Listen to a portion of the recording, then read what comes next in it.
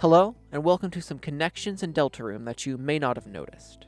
Or, if you did notice them, all the evidence is still compiled here. I'll be mentioning some of mine for sure, but this video is less for making theories and more for laying out evidence that you can think about and take as you will. Please comment your theories though, I'll be replying to a lot with my own thoughts. Also, spoilers. The Noelle Angel Connection. Noelle has a huge connection to the Angel of the Prophecy, or just is the Angel. In the Ferris wheel scene with Susie, she says that it's a dream, so she could jump off because she'd just grow big angel wings. In the Snowgrave route, the Addison salesman and Spamton both directly call her Angel. And then, in the real world, there's a doll with a halo that Noelle and her sister made. But before you get to theory crafting, there are two things that are very much worth mentioning. One, the only mention of the angel apart from Noelle is in the prophecy itself, with the lines, "Only they can seal the fountains, and banish the angels' heaven." 2. Speaking of the angels' heaven, Spamton makes it somewhat unclear what it is. At one point, he talks about it like it's a place, with the line, "So big we'll stand up tall and see past the dark, stand up with our heads in the clouds and look into heaven." But then, he kinda talks to it as if it were a person, specifically the person who was controlling him, it sounds like. He says, "Heaven, are you watching? It's time to make a very special deal." However, it's worth mentioning that here, heaven is in the corrupted, censored, bracketed text, meaning that it could be a stand-in word for someone in this heaven. With every word, I stray farther from the actual topic at hand. But the previously read Spamton line about standing tall, seeing past the dark, and looking into heaven makes it sound like heaven may just be the light world? But that doesn't really make sense, because if it were true, why would we need to banish it? All we've been doing so far is to protect the light world, and the dark worlds too, by extension. The icy, dark world, sands connection. Okay, you're going to want to buckle in and pay attention for this one. It goes fast.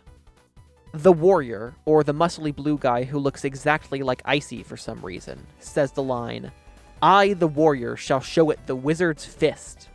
He's talking about pizza, by the way. The language in this line sounds like it's directly out of a prophecy Ralsei would tell us. Then in the cyberworld, there's a spelling puzzle featuring Icy and the catchphrase of the previously mentioned warrior, as Susie reveals.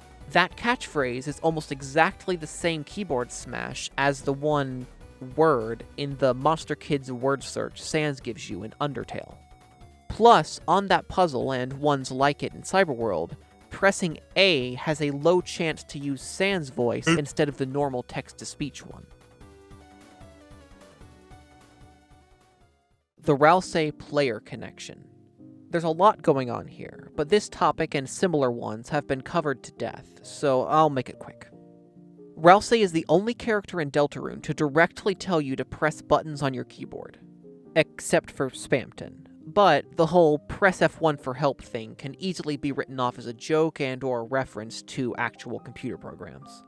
Plus, it's more of an Easter egg than an actual gameplay feature. Ralsei tells you to save. Nobody in Deltarune knows about anything even close to you being able to save and load, but Ralsei just casually mentions it. He gets the player away from Kris twice, once in each chapter. By extension, he is the only one to talk to an uncontrolled, unobserved Kris. He dances around the Spamton puppet conversation, likely because he knows Kris is being puppeted by us. And then, lastly, another big one I haven't seen anyone mention. In Chapter 1, you help Susie with a puzzle while in Cardcastle's prison. But Kris and Ralsei can't see Susie or the puzzle at all. They don't even know the type of puzzle. Despite this, Ralsei is confident Kris can help, the only real explanation being that he knows you, the player who controls Kris, has a unique perspective and can see the puzzle. Not to mention that Ralsei gets us away from Kris for the first time immediately after this.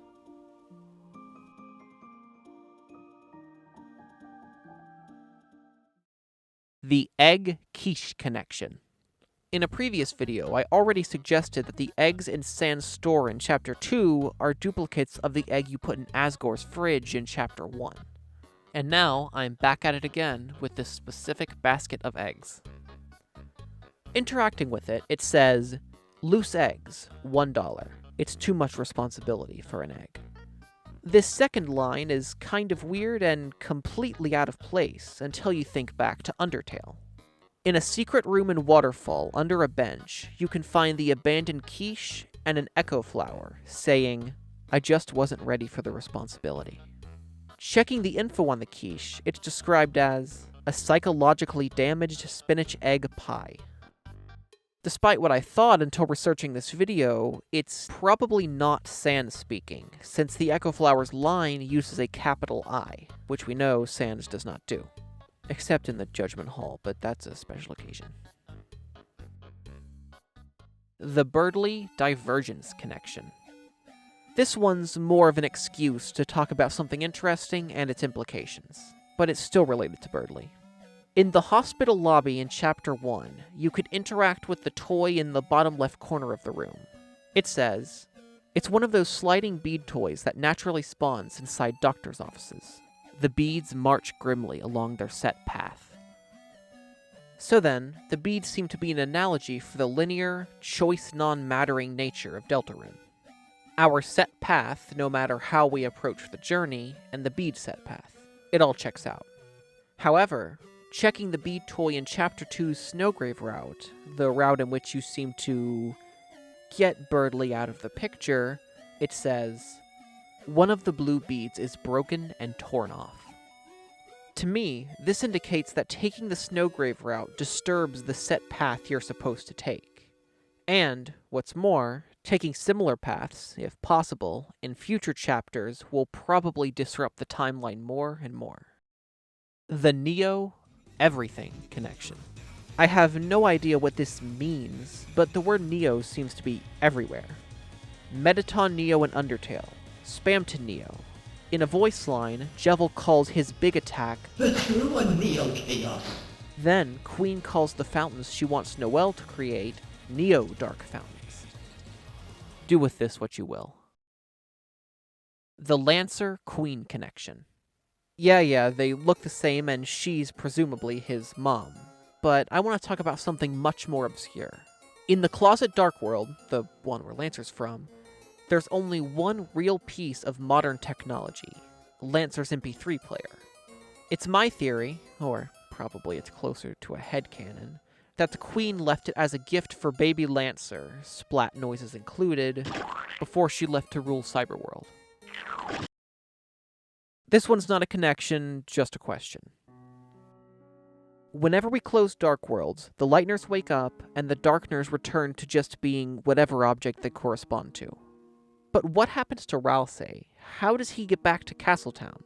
We don't know if any object he corresponds to, much less carry that object with us. Plus, when we enter Cyberworld, only one twinkle leaves your pocket, and that's confirmed to be rules, but Ralsei still shows up. So how does he go to and from Dark Worlds as he pleases?